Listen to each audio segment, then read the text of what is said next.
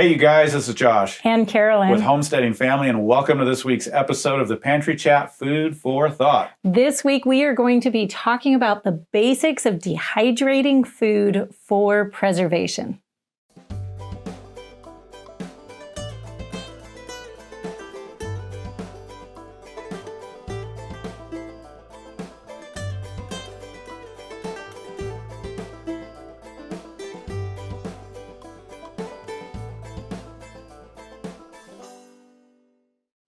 All right, so today we're going to be talking dehydrating.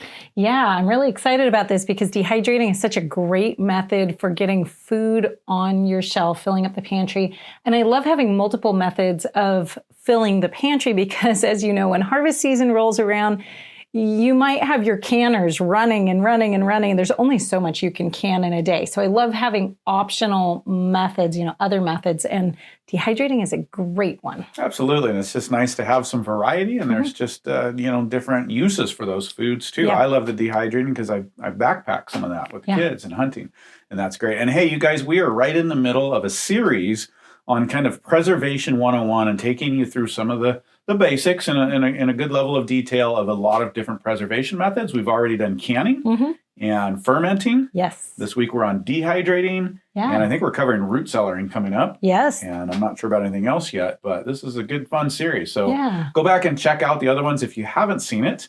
And we will dive into dehydrating here in just a second, but let's catch up with a little chit chat for a moment.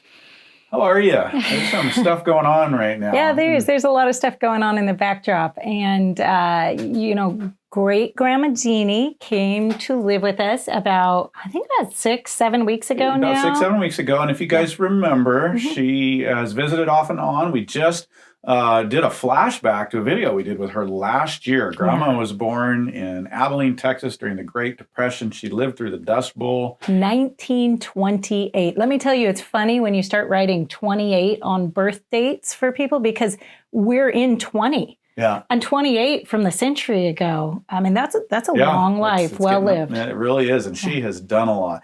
Anyway, you were saying she's living with us. And we had an incident this last week where her hips really started hurting. So thankfully, we got her into the doctor. They took one look at her, sent her over to the ER because she had pneumonia that she did not even know about. She had no clue about. So she had pneumonia and 2 breaks in her pelvis. Did you guys know that you can have pneumonia severely and you're not coughing, you're not wheezing? She did have some discomfort that she noted that we were going to need to look at, but she had no signs. And so that's just something good to know, especially if you're having elderly care, that can show. I didn't realize that could be that severe and not have any presentation. Absolutely no coughing. That was surprising. It wasn't even like she's like, I cough here and there. So anyways, that has caused both of us, I mean, there's 2 trips a day right now down to the hospital, which is about half an hour away. We're so blessed to have a wonderful local small hospital. Yeah, but just very good treatment, very good people. Yeah, and very, very thankful for them. Yeah, it is. And we'll be, looking at giving her some extra care when she gets home. And so, this is I think this is a really good season to be thinking about caring for people who are ill or recovering at home. We used to have to do this all the time. In past centuries, before the hospital and the nursing homes were so prevalent, we used to just make a practice of being prepared to care for ill and elderly people at home. We've kind of lost that knowledge. I find it fascinating when I go through cookbooks or home books from the 1600s, 1700s. Whole sections of the book are dedicated to what to feed invalids, people who are ill and can't eat normal foods. I find that interesting because you sure don't turn to our modern cookbooks. Kind of like your Better Homes and Gardens covers everything cookbook and have a special diet for ill people section. Wow. It was just standard. And so it's an interesting look at when we bring the family back together, we start doing things more home-based. There's skills that we still have to learn how to care for people. Well, absolutely. And we're thankful for this opportunity to have with her and also just to be building generational living because it's something we want to encourage. And we're seeing more and more people come together as families as times get harder, as economics are challenging, and more families are coming back to that model of banding together through the generations. And there's a lot of blessing and benefit. There's also a lot of challenge and difficulty in that, in caring for people and working through life together and sharing life. And but it's really, really exciting. I want to say before we move on that she is, because y'all are going to be thinking, she is doing much better. It was a very rough spot, but she's recovering very well. The hospital's taking great care of her. She is just a trooper, ready to go. We've all been joking that the physical therapy's been getting her out walking, and she's getting hard to keep up with.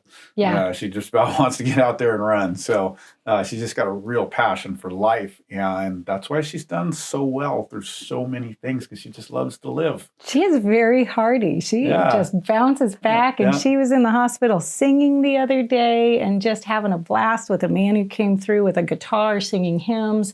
She just thought that was the most wonderful thing. And so here she is, so sick with pneumonia and singing as best she can in the hospital. And, her love of life is just amazing and contagious. Yes, exactly. Infectious and contagious. Yeah, in a good way. Right. Of course. All righty. Well, that's, I guess, kind of consumed both of our times, along with harvest season and getting ready for winter and all the other stuff that we're doing on the homestead. But that's been at the top of our minds, obviously. And putting a little pressure on to get the other stuff done, but it's okay. We're doing it. At the top of that right now is fruit harvest is really happening, and the plums are just going crazy. We made tons of plum jam. We've made prunes. We have a great Italian prune tree. It's young, but it's really getting going this year. So we're dehydrating a lot of prunes. But then I gotta say, finally, years into my homesteading journey, I have finally perfected fruit leather. It has taken a long time. Sure is good. The basic directions out there are something like make a smoothie, essentially, out of your fruit, sweeten it, and then put it on your dehydrator trays. And I have just never really been happy with the result. It's not what I want it to be. And so finally this year, I dug in and I actually did some research and I figured it out. And we're talking about dehydrating today, so I'm going to be sharing my special tip with you all the way at the end on how to make great fruit leather. Cool. I love the fruit leather. Great snacks. Hits the sweet tooth real well, and it's healthy, and it's great to take out working on the homestead or hiking or backpacking, hunting. You're going to love it even more. Good. You're going to have to fill my pack up because we got several hunters this year. We're going to be out there this fall. So. Sounds good. All righty. Well, good job on that. And I guess let's jump into a question. Yeah, that sounds great. For today. And let's see here. We'll ask one here you're covering this one. Okay. From A. Colley on Preservation 101 and Intro to Canning. Okay, Carolyn, I water bath canned some guava pineapple jam. Wow, that sounds good.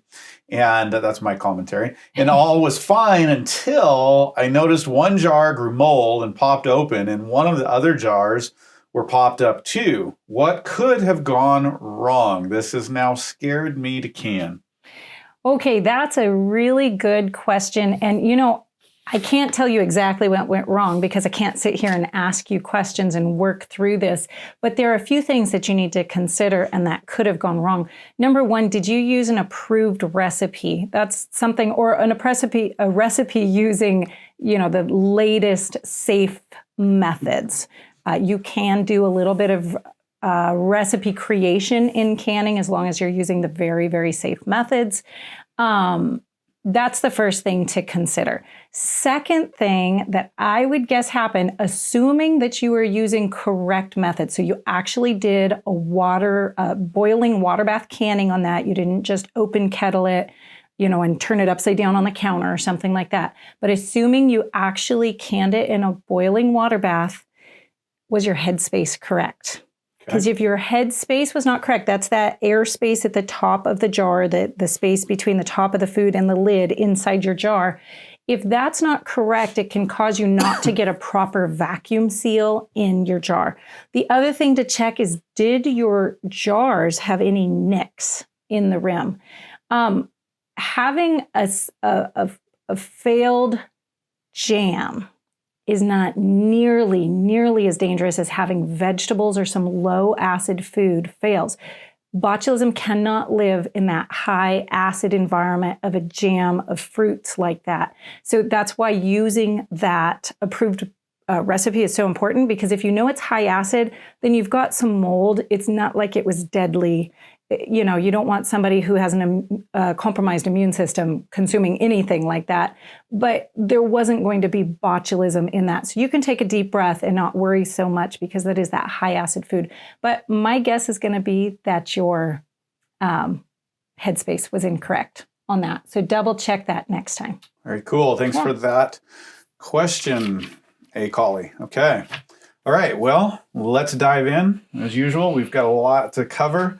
And we're talking about dehydrating today. And I guess let's start with the obvious to make sure we've covered our bases. What is dehydrating? Yeah, I think most of us kind of got a good idea of that, but what is it? Yeah, dehydrating is removing the liquid from a food so that your bacteria and your mold cannot grow in that food. Your spoiling agents need liquid in order to be able to survive in most cases. And so by removing that liquid, you are removing what they need in order to survive. So this is why you don't have mold growing on dry surfaces, right? You need wet surfaces. Right. So you're allowing an environment where that food can just become shelf stable by removing that liquid. Cool. And that is a very, very old, we didn't pull history on this, but dehydrating. Oh, this is ancient. This is as old probably way, as humans. way before canning or anything like that. I mean, canning history is kind of interesting, but it is a very short lifespan compared to something like fermenting or dehydrating. Well, and the reality is dehydrating is so natural, it's going to happen in nature. You know, you leave that plum on the tree, you're going to go out in another month or two and you're going to have a prune on the tree. It may not be in great condition because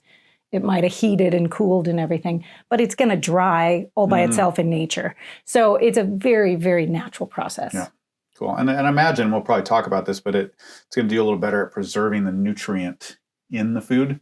It can if you do it right. Cool. Okay. Yeah. All righty. So why would somebody dehydrate? What are the, some of the benefits or reasons to dehydrate over some other preservation methods? Okay. Some of the benefits are, one, it preserves your food. That's kind of the obvious benefit. Right. Two, it's really a good way to make convenience foods, especially convenience snacks. Things like fruit leathers, vegetable chips, fruit chips, things like that make a great snack. Another is that it's very, very lightweight. So for things like backpacking, you're talking about, when you go out hunting or something, you can create very lightweight food for it versus taking, a can of soup. You can take along the dried ingredients and just kind of have an instant meal that you can prepare. And, a lot of people automatically for that situation think freeze-dried foods, which are great and awesome, but and this is something we're going to cover in the future, but freeze drying is expensive to get into. The units are just expensive. And of course, buying it is expensive. Right. So dehydrating is actually a great backup to that. And we've gone out backpacking where I've dehydrated whole meal, spaghetti meals and scrambled eggs and bacon and all kinds of stuff. And it's not quite as good, doesn't come out quite as good as freeze-dried food, but it's very good and it's your own and it's not expensive. So that's what's really cool is you can have some good quality meals while you're out on those kinds of trips and it's very, very inexpensive. Yeah, it is. The other really good thing about dehydrating is that it takes something that's very large and it makes it really small. So not just lightweight, but small. So a lot of you guys write us and say, we're in a small apartment. We don't have a lot of storage for canned goods. What can we do? Dehydrating is your friend. It takes the bulk way down on things. So that's another real good reason to dehydrate. And some of your best dehydrators are not that big either. So they don't take a lot of space in your house if you're in a small house. Yeah. Okay, so let's just cover for a minute. What are some of the things? What are the types of foods that can be dehydrated? Okay, the range is huge. Things that you can dehydrate at home is absolutely giant. You can dehydrate herbs. That's pretty natural to us. We think of dehydrated herbs because that's how we usually use them from the store anyways. Right. But greens, your greens, you can dehydrate them. We make a super greens powder out of that. Like we dehydrate them, blend them up, and then we have a powder of our own greens. You've got a video on that. We have a video on that. So drop that in the description. Of course, you have fruits, you have vegetables, you have meats, then you have some kind of surprising things like yogurts. Dehydrate yogurt. Yeah, you can make nice little snacks. I used to do that for the babies. You might not remember that, but I used to dehydrate little yogurt dollops. It's great little dissolvables. Dots. Yeah, I remember those. Yeah.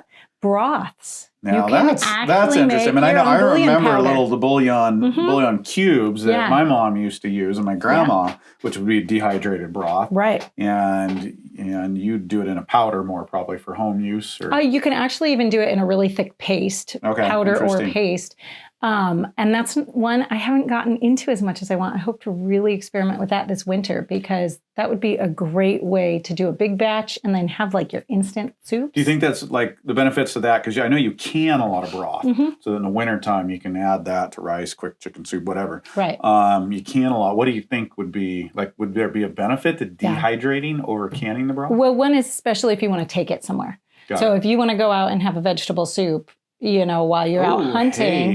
Just even it's not just warm, water. Hot broth. To have that in the pack if you get too cold or something. The other thing is just that is that the space saving of it, because you can dehydrate a whole, a little bouillon cube this big or about this much of a bouillon powder packed is going to take care of about a quart of liquid. So instead of that quart-sized jar, you got something about that size. Cool. So size is a really big deal in that. What about now, I'm sorry, and this is just a question we hadn't talked about, but nutritional value, because we know that dehydrating can actually keep a little better nutritional value than, say, canning. And broth is a highly nutrient-dense food. Are you going to retain the nutritional density better? In some ways, you actually retain it better, because when you're canning things like broth, you often break down the collagen. That's why it doesn't thicken anymore. When, say, you have that broth you made and it's in the refrigerator and it's so thick, it's like gelatin almost. When you go to can it, it breaks down the collagen. That is not necessarily true in dehydrating. You actually keep your collagen in shape still in most cases. Again, it has to do with properly dehydrating it. We're going to get into that. Okay. You can also dehydrate things like cooked eggs, not raw eggs, but cooked eggs, like your scrambled eggs you've taken places. I use the dehydrator most for sprouted grains in a lot of seasons out of the year. We sprout our wheat, dehydrate it so we can grind it into a sprouted wheat flour. So that's really handy. Cool. You can dehydrate things like noodles or cooked rice so that you have instant noodles or rice. Wow. So lasagna noodles, anybody? You can cook them, then dehydrate them, and then they're instant lasagna noodles, which is really handy. So you don't have to pre-boil. Very cool. Okay, so what are some things that in our household, which you just started to touch on this, but what are some things that we like to dehydrate a lot that's useful just for our home? Because, every home is different. And there's all this stuff you can do, but you're going to find yourself doing certain things, right? That are just applicable to our environment or that we enjoy. Right. So what is it? What are some of the things that you dehydrate and why specifically? You just explained like the sprouted wheat. Yeah. So I just talked about the sprouted wheat. Another one that I'm starting to do, I got to tell you guys, I know this goes against a lot of homesteaders like lifestyle ideas. I've just about stopped canning tomatoes altogether because between fermenting tomatoes and dehydrating them, I can't figure out why I need them canned in the first place, and canning's a lot more work. I love the dehydrated tomatoes. They are so quick and easy to make a sauce from. I don't know if you can see it. I actually have a gallon jar sitting back here because we just are finishing our tomato season.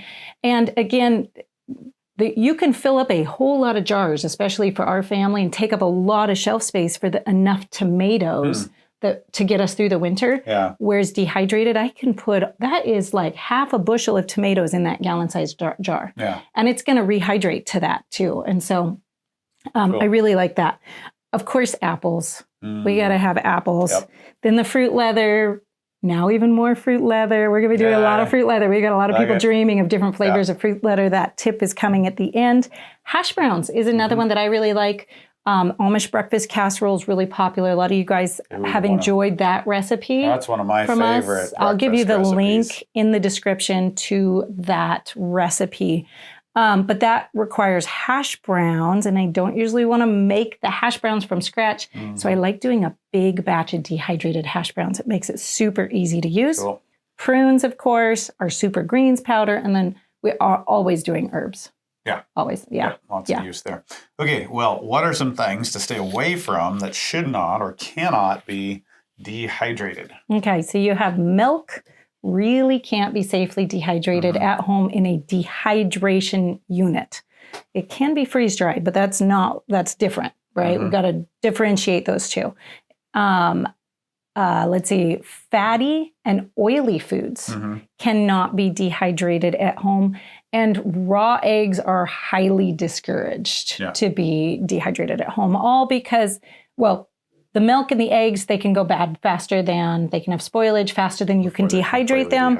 The fatty and oily foods, and that includes fat in food. So things like your jerky or your meats, that's why you want to take the fat off of them, is because they can go rancid. And of course, rancid oils we know are carcinogenic. No question about that. So you don't really want to be eating those. Yeah, cool. Okay. All righty. Well, so I mean, I feel like we're kind of covering this next part a little bit, but there's some more to go into here. So let's just talk about pros and cons. Okay. What are the major pros, the advantages, and reasons why you want to dehydrate? Okay. The biggest pro is because it's actually really easy. Very few foods need much prep before you get them onto the dehydrator trays. Except for slicing. Right? Yeah, slicing, absolutely. Yeah. Let me just say your food processor with a slicer on it is your best friend for this. Just run it through. It's all uniform, really easy. The other thing is it's actually really healthy. So many things don't need any additives at all. They don't need sugar to store well. And so it's a great way to get really, really healthy snacks in. It's also, you know, it's hard to find healthy snacks that don't need immediate preparation that aren't sweet. I found, especially that kids will like. Right. But, you know, things like kale chips, carrot chips, there are a lot of options in dehydrating for snacks that are, man. And that one is a little sweet, but it is a healthy version of sweet. But it's healthy. Yeah, it's sweet, but it's a healthy sweet. It's not. It is. Is there any sugar in that? I put some sugar in it. I'll tell you about it at the end. We're going to dial this in, okay? All right. So it's light, space saving. We already talked about that. The storage is really, really great. And of course, it's energy efficient. Even running an electric dehydrator, the Excalibur on it that I have, their user manual says that it costs between 3 and 6 cents an hour to run. That is very cheap compared to, say, running your canner or pressure canner. It's very cheap, definitely compared to like a freeze dryer. So that's a really good deal. Right. Yeah.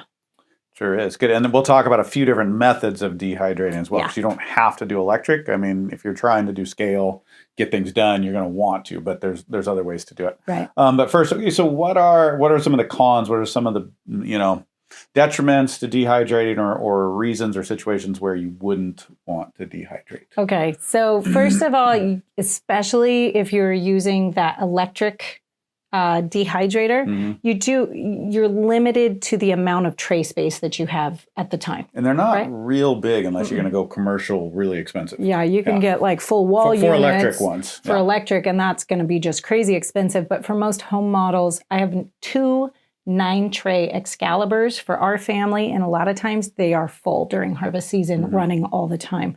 So, you have to be aware that you have limited amount that you can process in, say, a 12-hour window. Right. Of course, you need to have the right setup. Whatever that is, you need to have either your electric dehydrator or a different setup. We're going to be talking about different options in a second. You got to create a warm, dry environment that circulates air.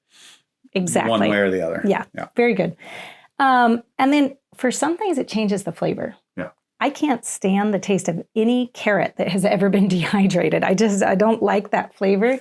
Green beans are notorious for changing flavor. So there are some things that really the flavor changes drastically, even when it's been reconstituted. Right. So, and reconstituting is the process of getting it wet again. So it's a little plumper, more like fresh. Right. And then the last one is that the texture changes. Sure. Even when it's reconstituted, generally your texture is going to be a little different. Even the scrambled eggs, right? Yeah, the scrambled eggs, and some things are better than others. Yeah. Like some of the stews, the spaghetti, some of those dinner meals all came out pretty good. Yeah. They came back. I mean, they weren't like original texture, but they came back pretty good. The eggs definitely you get by. You need that fresh trout to mix in with the eggs to make it passable, really. That's very helpful if you're on the lake.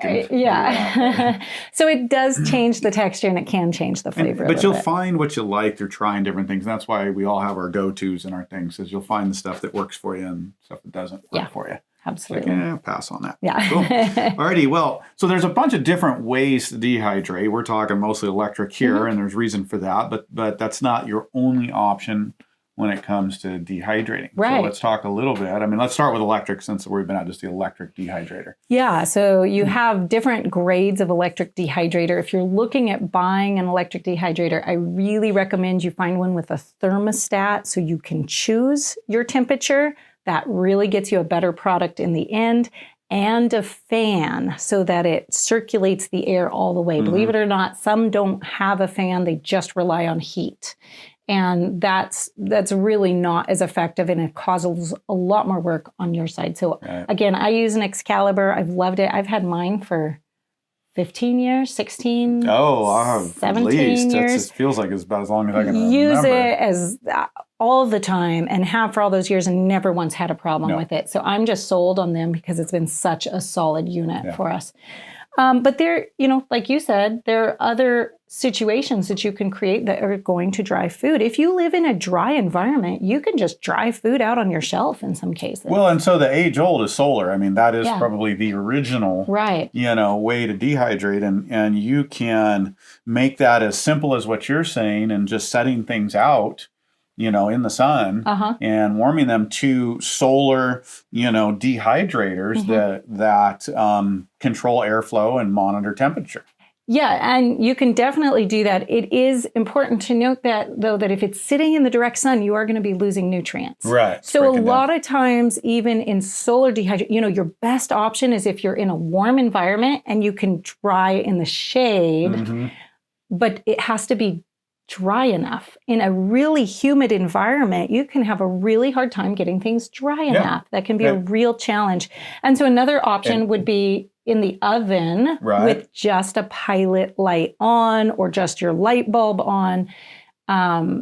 There are actually some of the new ovens right now I know have a dehydrate setting on them so that it's low enough. Very cool. Especially convection ovens will run the fan with just a very, very low heat, and that can be really nice. So you can just dehydrate on your cookie sheets in the oven if you have that. Yep. Absolutely. And then lastly, I mean, there's probably some other ones maybe we're not thinking of. These are the main ones, is just hang drying. Simple hang drying, which is for herbs particularly, is one of the bigger ones, greens. Yeah. Yeah, absolutely. Where you're just hanging them from the ceiling. Again, you want them in a dark environment that's warm and has a lot of air circulation so that you're not getting that stagnated air where you're going to cause mold. Right. Because that's kind of your big enemy is the mold, right? Absolutely. So there are a lot of things that you can do without an actual dehydrator, electric dehydrator. Sure. Yeah. Very cool. All right. So let's just cover some of the basics here. Just the basic steps dehydrating. What do folks need to know? Okay. So no matter what method you're using, there are some basics that you need to know. They're easier to deal with an electric dehydrator, but if you don't have one, this information is going to be really helpful. Right. Yeah. Exactly. Okay. So step number one when you're dehydrating food is choose what food you're going to dehydrate. But you have to know nothing is going to get better when it's preserved than when you buy it, except for maybe something you're fermenting, then maybe. But in the case of something that's dehydrated, you want to have great food that you're starting with. It needs to be as perfectly ripe as you want it to be to eat it. It needs to be non-molded, non-bruised, all of those things, because it's not going to get any better when you dehydrate it. Right. And that's really important because a lot of people go to the grocery store and old bananas are on sale. And, you bring them home and you want to dehydrate all of them. Just know they're still going to be old bananas when they hit that dehydrator. They're not going to get any younger. You better any like better. The flavor, right? You better know Some you like them. Some people like the flavor of Absolutely. old bananas. I like them almost green myself. Yeah. But we're all different. So have it where you want it. Absolutely. That's really important. To say that. Number two is some items do need pre-treatment. And obviously, we're not going to sit here right now and say, if you're dehydrating apples, this is what you need to do. So the best thing to do is get yourself a really good dehydrator book that's going to tell you exactly how to treat each item that you want to dehydrate. This is the book that I have used. It's called Mary Bell's Complete Dehydrator Cookbook. I have like 5 different dehydrator cookbooks, and this is the one I come back to all the time. It has been a great book, and I highly recommend it. So we'll put the link to it in the description for you guys. Cool. But I would recommend getting a book so you know exactly what to do to each thing. Some things you need to blanch first, especially with vegetables. Right. The general rule of thumb is that if you would cook it before you would eat it, say like potatoes, you don't eat potatoes raw, Right. then you need to blanch it before you dehydrate it. The other thing is that some fruits are going to do better if they have the acid treatment to keep them from getting brown, because they're going to be sitting out for quite a while in the dehydration process. Right. So just know what you need to do to each thing. Okay, Good. ready? Cool. Yeah. Okay, number 3 is to get them sliced or cut or put into some sort of a uniform shape so that they're all the same thickness, so they dry at approximately the same rate. Right. If you get a whole bunch of variation there, you're going to get some things are going to over dry, and then some things aren't going to dry enough. Exactly. So you want to get them into that uniform size, get them onto whatever your tray is, hopefully spaced out so they have some airflow. Sure. Yep. Next is if you're using an electric dehydrator with a thermostat, set it to the correct temperature. And this is really important to get your best nutrient value out of your foods. If you're talking herbs, we want to be about 115 degrees Fahrenheit. Okay. For greens and veggies, you're at about 125 degrees. For fruits, 135 degrees. And for jerkies, you really need to be up at 165 degrees for meats or anything like that. Okay. So Cool. that's going to get you.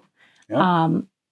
Even if you're using a dehydrator with a fan, you're going to want to rotate your trays occasionally. I find that just gives you the best results in the long run. And depending on what you're dehydrating, you may want to actually flip the vegetables, fruits, or the item over on your tray sometimes. What like, can you give us an example of that? Yeah. Something that you sometimes, like right now, I'm doing a lot of plums or prunes. And so you start them out with the skin side down so that it lets off moisture.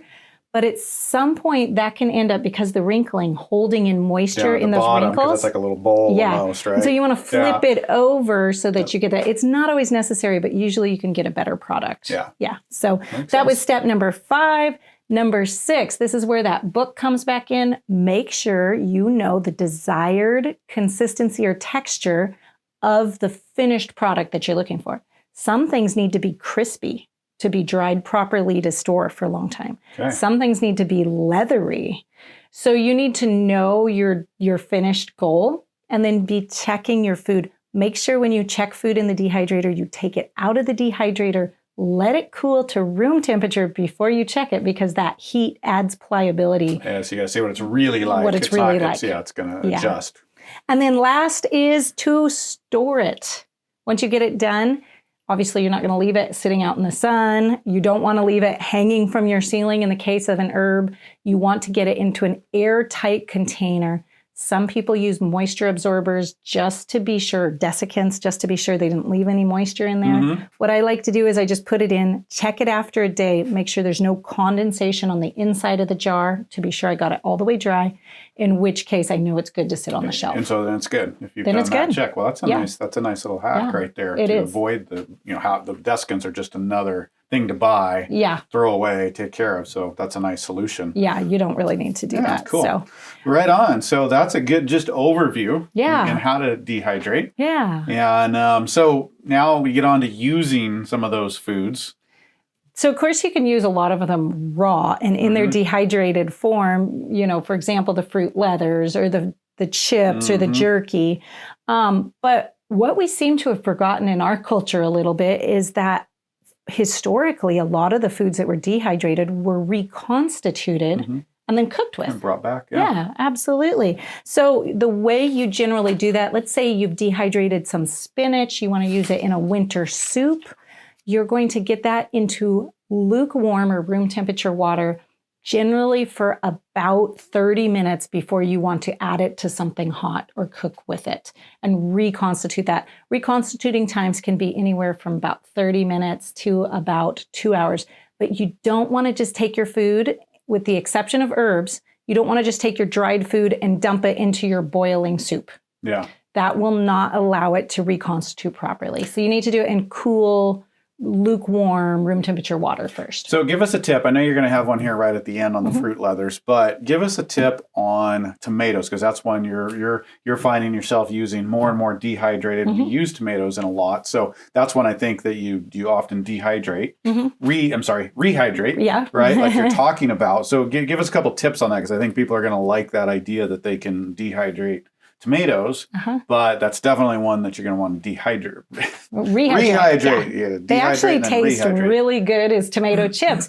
But when you want to reconstitute them, and this is such a good thing when we're running out of canning lids. They're hard to get right now, canning supplies. So this is a really good alternate way to get your tomatoes in.